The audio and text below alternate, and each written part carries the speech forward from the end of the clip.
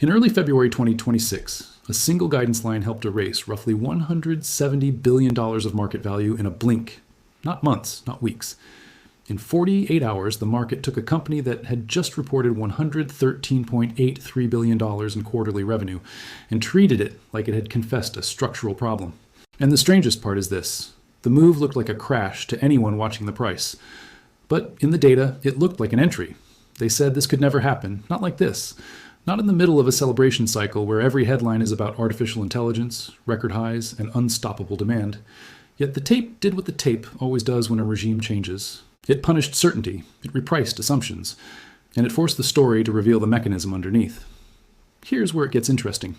Institutions were already positioned for a world where volatility and funding costs matter again, even as the front page narrative stayed hypnotized by rallies. Retail sees the headline, then sees the candle, then asks what just happened. Institutions read the balance sheet, the financing needs, the derivatives positioning, and the calendar. They move first, everyone else learns later. What I'm about to reveal changes the way this crash looks. Because if you trace the numbers, the timelines, and the contradictions across markets, you don't see a random panic. You see a deliberate reset. You see a pressure test. And you see a familiar historical pattern repeating with modern costumes. Welcome to Signal Before Headlines, the place where we slow down the chaos and decode what matters before it becomes the obvious story. If you like analysis that cuts through noise and follows the money instead of the mood, you already know why people come back here. And if you're listening like that wise elder who doesn't need the crowd to agree, you'll understand the subtle nudge to subscribe. Drop a comment with where you're watching from, because the geography matters more than most people think. Now let's reconstruct what actually happened, step by step, the way an investigator would. In the first week of February 2026, Alphabet released results that, on the surface, looked strong. $113.83 billion in quarterly revenue and cloud revenue of $17.7 billion, up 48% year over year. The market had been conditioned to treat that kind of growth as validation. Yet the reaction was sharp because the market didn't sell the past. It sold the future, and it sold the cost of that future. The future, in this case, was defined by a range. 2026 capital expenditures projected at $175 to $185 billion. Put that next to the previous year's $91.45 billion. That's not a minor step up. That's a change in identity. That's a company telling you it is building an industrial scale engine, not just optimizing a software platform. So the question becomes simple. If the company is spending that much, what does it buy? It buys compute. It buys power infrastructure. It buys network capacity. It buys the ability to train larger models, serve more users, and compete in a race where scale is advantage. But scale has a price, and the price is paid before the payoff arrives. And markets are allergic to open-ended payback periods.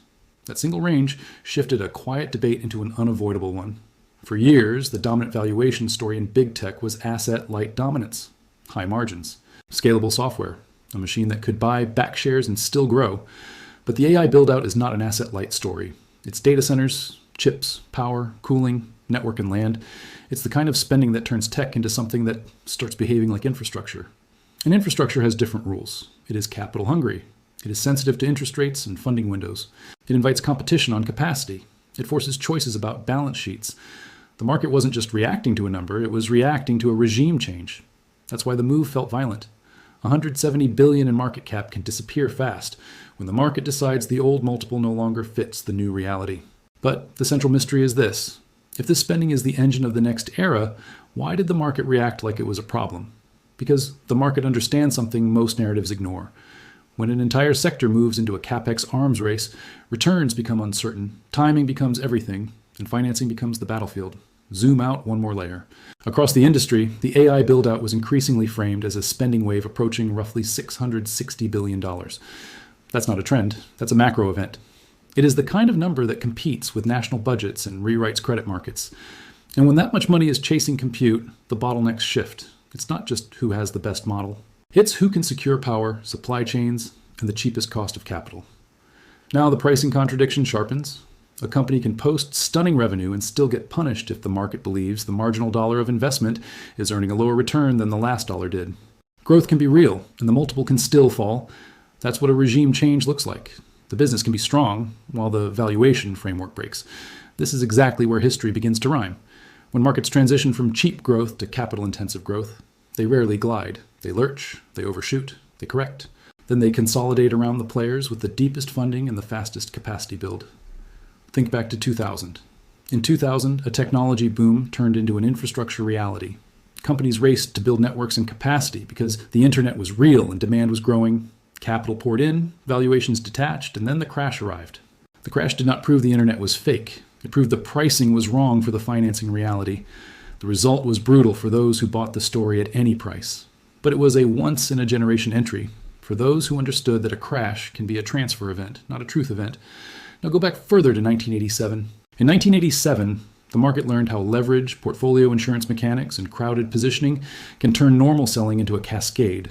The crash was not the end of capitalism.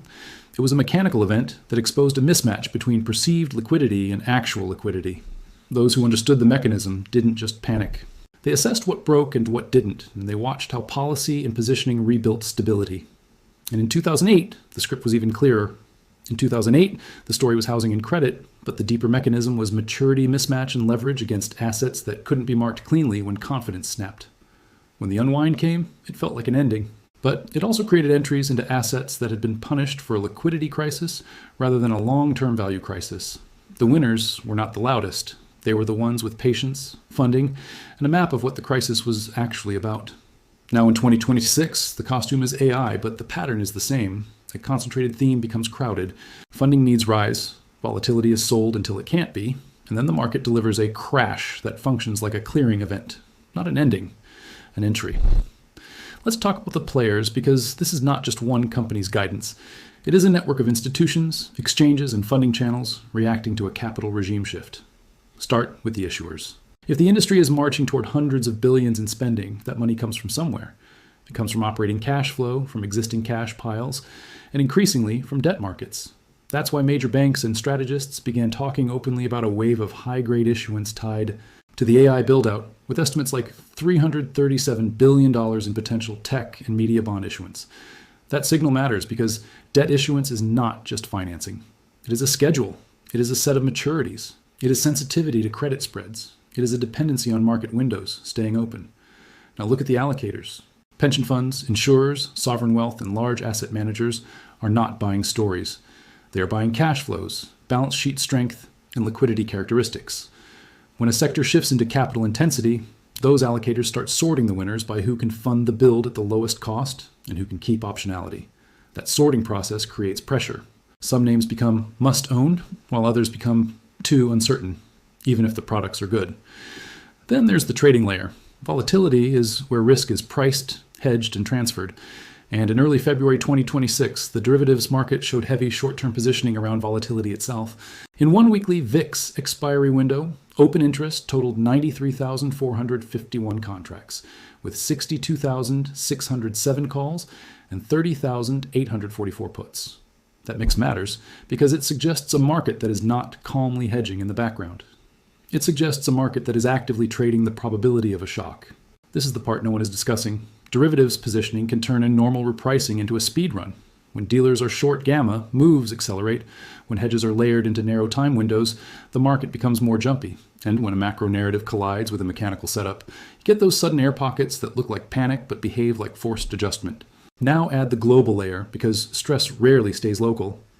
While U.S. investors were digesting capex shock and valuation repricing, another market offered a clean dislocation signal.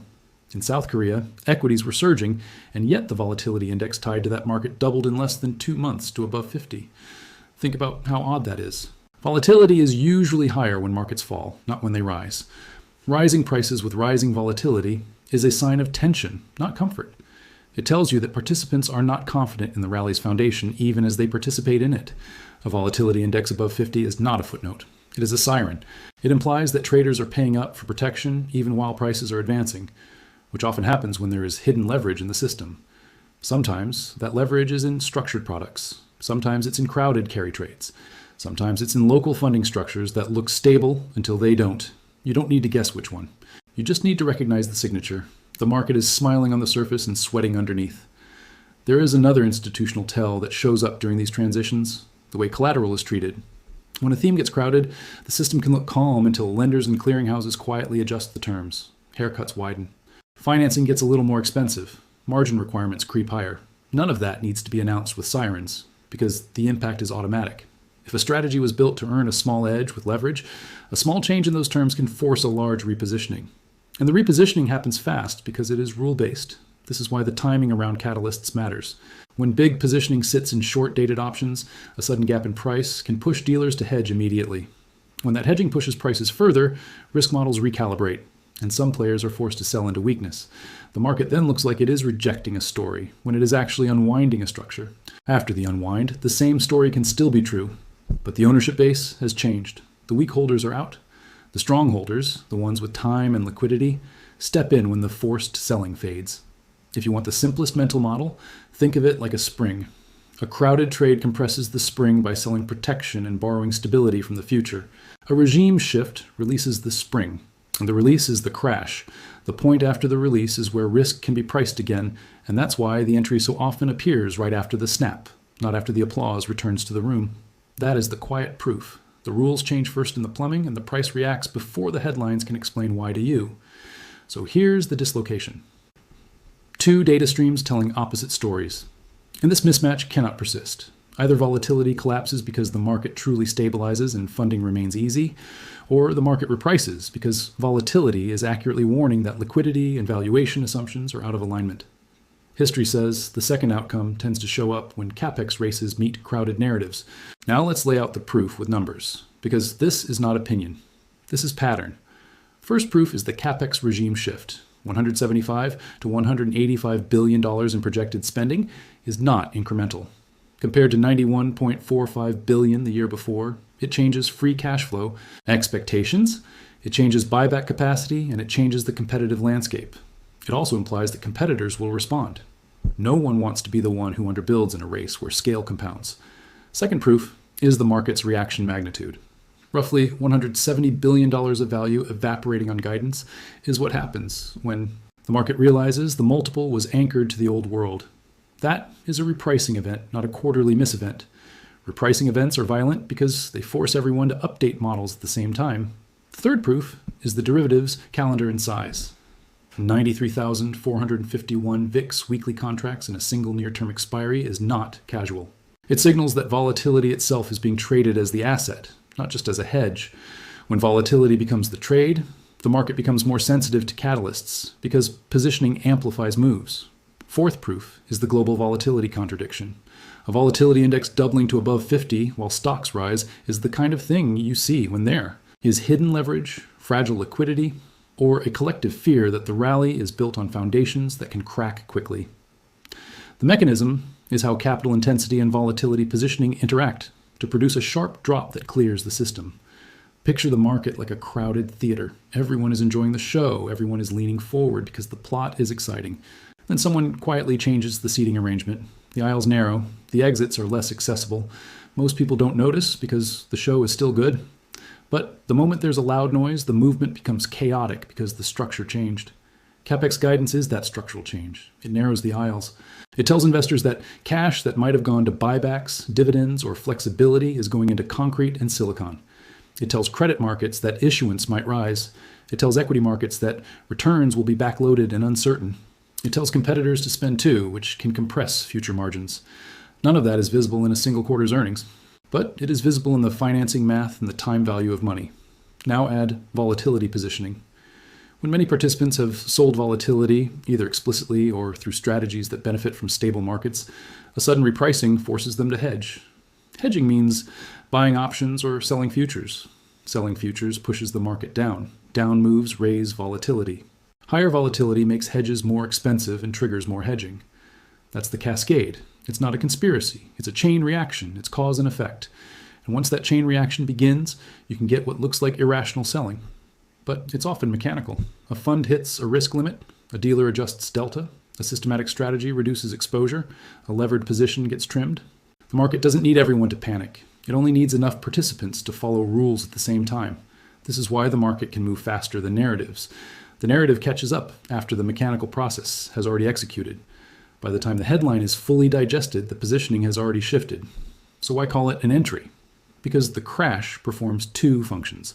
It resets expectations to a level where capital-intensive growth can be valued more realistically. And it transfers ownership from weak hands to strong hands. It forces selling from those who were positioned for the old regime, and it allows those who understand the new regime to accumulate exposure at better terms. But this isn't magic. It's conditional. The entry thesis only holds if the underlying demand is real, and the build-out creates durable capacity advantages. That's why the most important part of this story is not whether AI is real. It's whether the financing and volatility structure can survive the transition without breaking something larger. And that is why institutions watch funding markets as closely as they watch product demos. Now let's talk forward analysis, using history as the guide. Historically, when you see a capex regime shift combined with rising volatility under the surface, you tend to get one of three scenarios. In a conservative scenario, volatility spikes around catalysts, but funding markets remain open, issuance is absorbed, and earnings power grows into the new spending. In that world, the crash is a quick reset, and markets grind higher after the shakeout, with leadership concentrating in the firms that execute best. In a moderate scenario, volatility remains elevated because the market keeps discovering new costs, power constraints, supply chain tightness, competitive pricing pressure, and slower payback periods. In that world, rallies become choppier, valuations compress, and the market rotates between fear and relief. The entry still exists, but it is an entry into a regime of wider swings, not smooth ascent. In an aggressive scenario, the funding reality bites harder. Credit spreads widen, issuance becomes more expensive, and investors start questioning whether the capex arms race is destroying returns. In that world, the crash is not a one-day event. It becomes a series of drawdowns that keep forcing to risk. Entries still appear, but they appear in layers, and only the strongest balance sheets keep momentum. So what should be watched? Not as instructions, but as indicators. Watch how quickly financing windows reopen after shocks. Watch whether major issuers can place large deals without paying punitive yields. Watch whether volatility remains bid even in rallies, like that Korea signal. Watch whether options open interest clusters into tight calendars, because that reveals where hedging pressure can compress time. Watch whether capital spending guidance spreads across the sector, because one company spending is a story, but a whole sector spending is a regime. Also watch for the subtle narrative pivot.